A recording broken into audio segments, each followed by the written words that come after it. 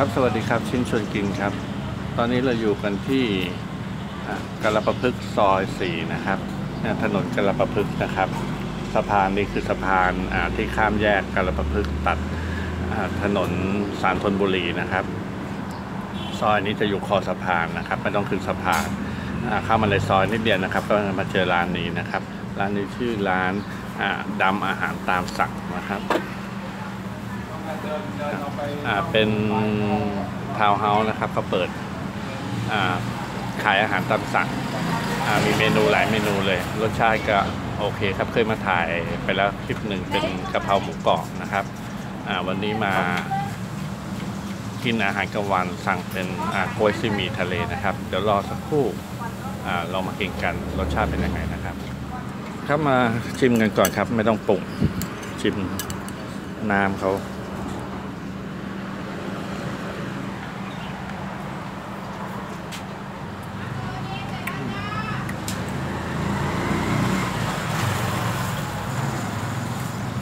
อร่อยเลยอ่ะ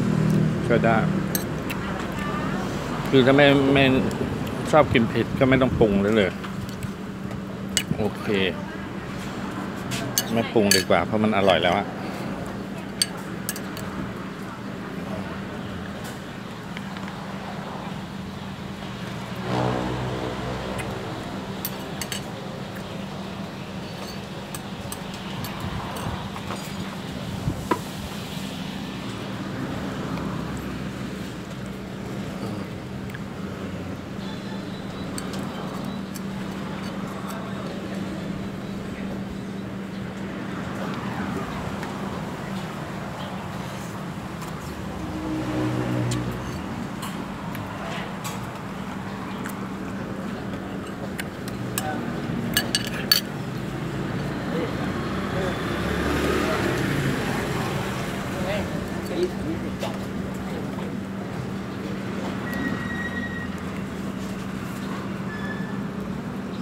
ตอนนี้มาพอดีเป็นเวลา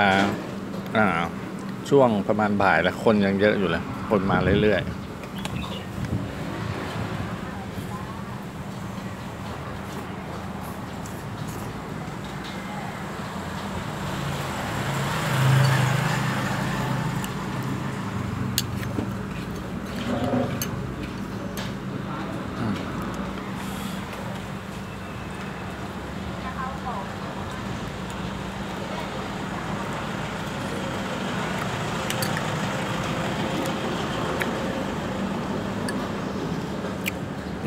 กุ้งก็ตัวพอสมควรแต่กุ้งเนี่ยเขาปอกเขาน่าจะปอกให้เหลือสักข้อเดียวหรือว่าแค่ปลายหางครับอันนี้มันก็จะเขาปอกแค่ครึ่งตัวครับไอ้ปอกเปลือกกันนะปอกแค่ครึ่งตัวมันก็เลยมันจะแกะมันก็ไม่ค่อยถนัดลองดู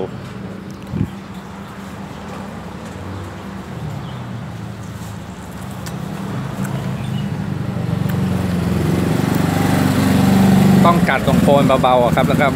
ดึงมามันถึงจะได้ไอตัวตรงปลายหางกุ้งมาด้วยไม่งั้นเสียดาย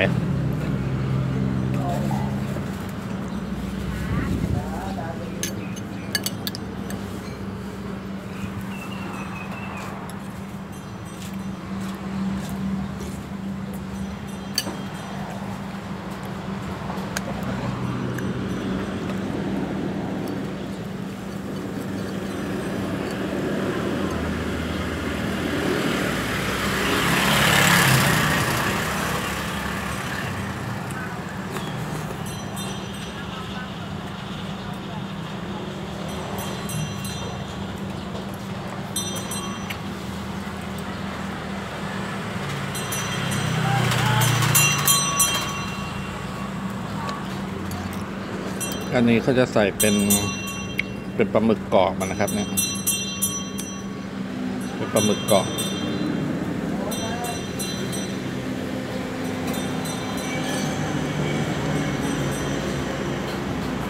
มีรถเก่งมาจอดนั่งกินด้วยนะเนี่ย อ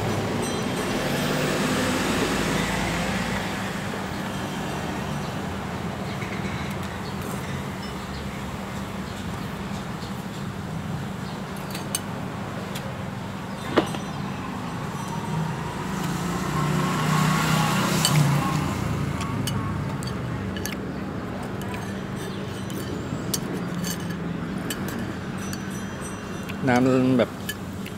ซุปเขาอะน้ำราดหน้าเนี่ยน้ำโคชิมิเนี่ย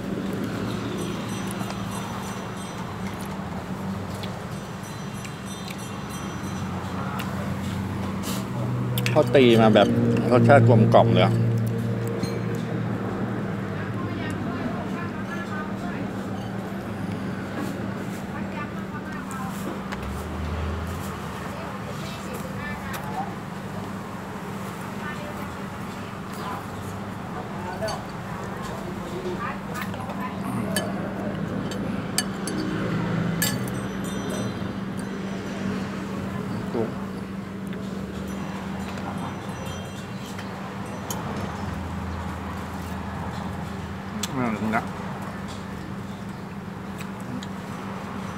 กัดออกมาไม่หมดมันก็เลยต้องกิน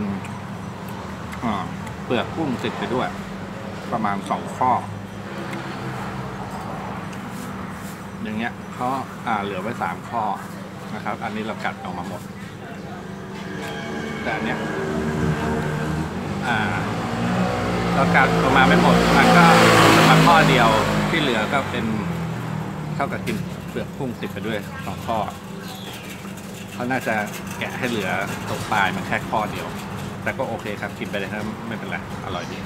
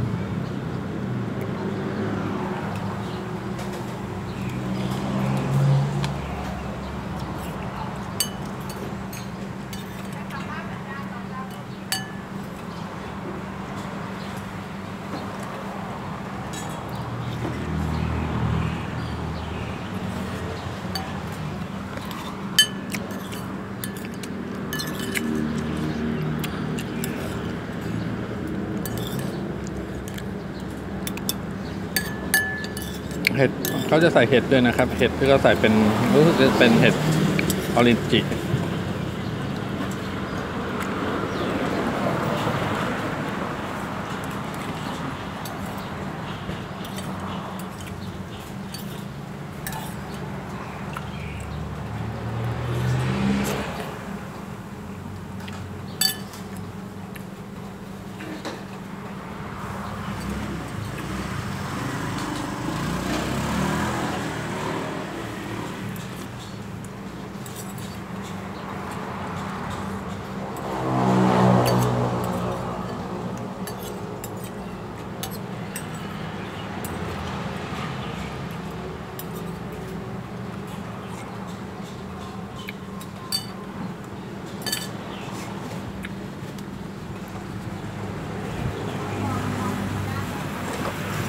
โอเคครับหมดแล้วครับ